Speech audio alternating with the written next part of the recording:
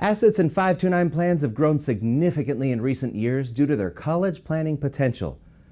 But there's another side to 529 plans that may appeal to you: potential estate planning benefits. First, a few basics to understand how a 529 college savings plan may complement an estate plan. It's important to start with a basic review of how a 529 plan works. To help us understand the basics, here's Manny, the merry millennial monster. A 529 plan is a college investment program sponsored by a state government and administered by one or more investment companies. The underlying investment options typically are mutual fund portfolios, age-based asset allocations that become more conservative as the beneficiary gets closer to attending college, or static portfolios with predetermined allocations that remain consistent over time. Note that the principal value of an age-based or target date fund cannot be guaranteed at any time, including a target date, and may decline at any time. The target date in the fund is the approximate date when an investor plans to start withdrawing money.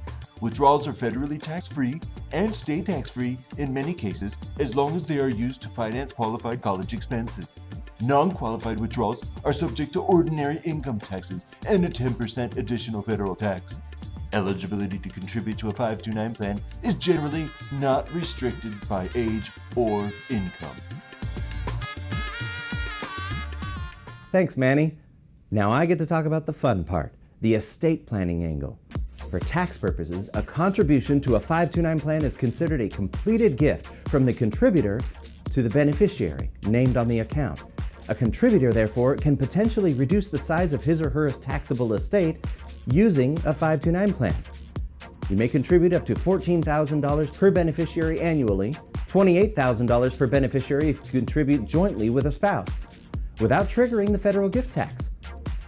So if you have 3 grandchildren, for example, and you maintain a 529 plan account for each one, you could remove $42,000 a year from your taxable estate, or $84,000 if you make the contributions jointly with a spouse.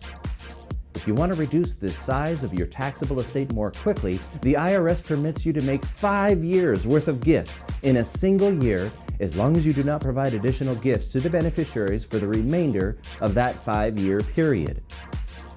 In other words, you can accelerate your contributions and gift $70,000 per beneficiary as an individual, or $140,000 per beneficiary if done jointly with a spouse. Keep in mind, however, that if you use this strategy, a prorated portion of the contribution may be considered part of your estate if you do not outlive the 5-year period. This could be a form of insurance on your life if you have concerns about your children's greedy intentions. Regardless of whether you contribute annually or on an accelerated basis, a 529 plan may provide considerable flexibility as part of your estate plan. Here's the best part. Even though the money in the account is considered a completed gift to the beneficiary, you maintain control over how it's invested. If the beneficiary does not attend college, becomes a child star, or decides to pursue a career in social influencing, you can generally name a new beneficiary who is a relative of the original beneficiary, such as a sibling or cousin, or even yourself.